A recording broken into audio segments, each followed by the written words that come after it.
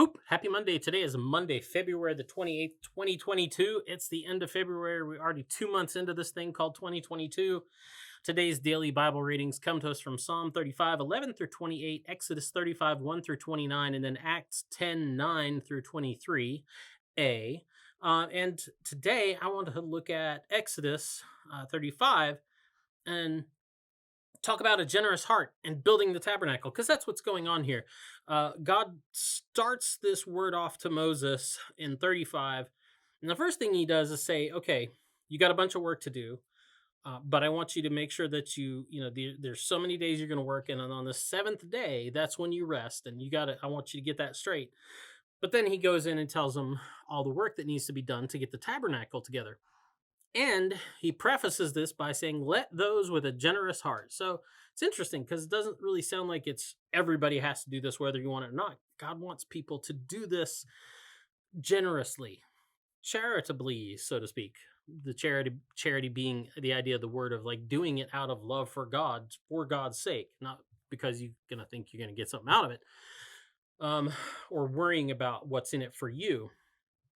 But anyway, so he gives them these directions for building the tabernacle, and it's a big deal, and it's an important job.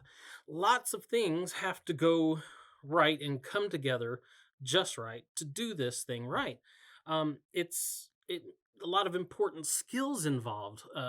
Weaving, jewelry making, wood carving, all the fancy stuff, all the highly detailed stuff that has to come in to put the tabernacle together and put it together in such a way that it reflects this understanding and this relationship with God and who God is. And then there's tent pegs.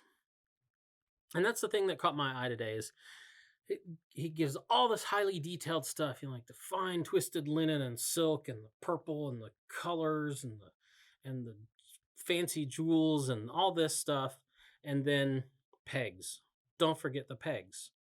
What does he mean by that? Well, it's kind of like that's the stuff that holds it together. You're talking about tent pegs. You're talking about probably like wooden toggle pegs that kind of hold the coverings together. It's last but not least, the peg makers come in. It's one of those things that you might not think of. They're not really fancy. I don't know the last time you made a tent peg, but it doesn't have to be really fancy. It's in general, they're just pointy sticks.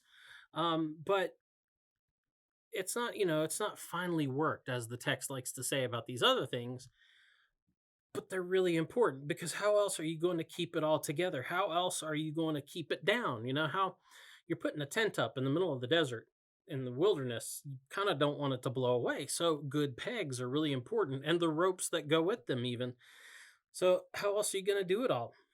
And that's an important thing to remember. Sometimes we get so caught up with the big fancy jobs in the church, and we don't pay enough attention to the foundational things, the peg making that really has to go into it to keep it all together and to hold it all down. So, who wants to make some tent pegs today? Anyway, that's the DBR. Get out and enjoy the day. We'll be back tomorrow. See you later. Boop.